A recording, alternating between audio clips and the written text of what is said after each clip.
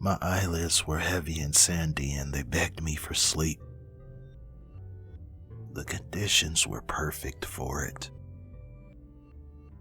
The overhead lamps in my living room were switched off, and the only light came from the TV, which created shadows that shifted across the room as the images on the screen changed. The late news was playing, but the volume was low enough that I could barely hear it. My eyes closed.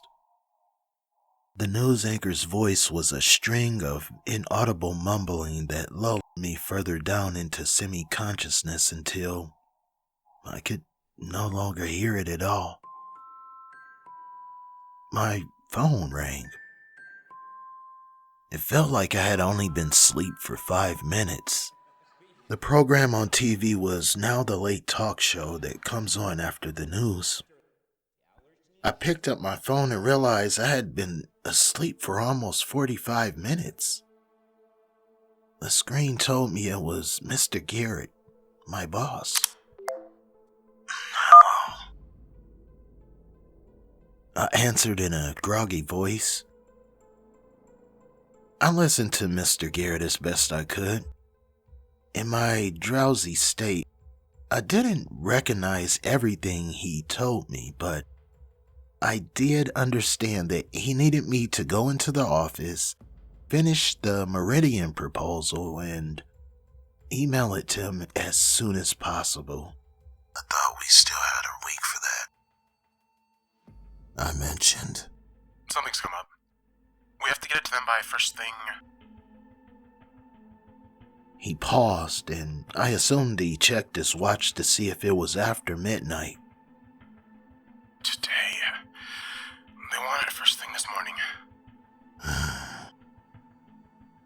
I sighed, but tried my best not to show my frustration to my boss.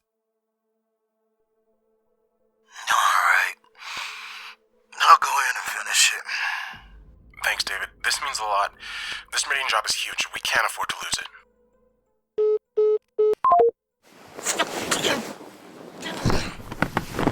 Damn it.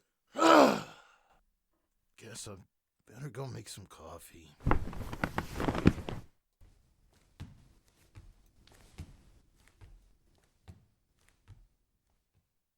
After the call ended, I went into the kitchen and began boiling water for instant coffee.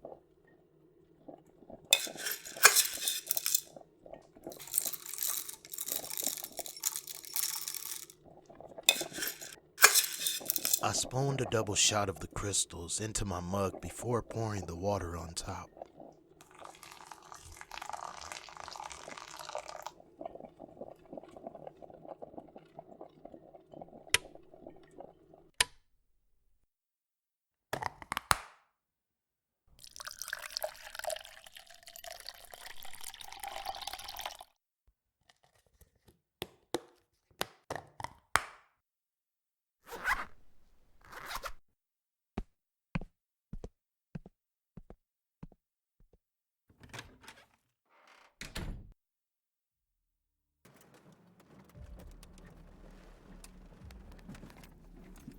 It began raining on my way to the office, and by the time I pulled into the parking lot, it was pouring an absolute deluge.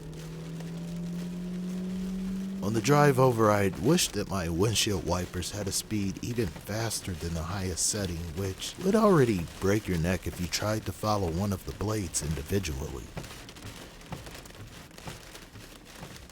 I sat in the car for a few minutes to see if the rain would let up, but it only seemed to get heavier. If that was even possible.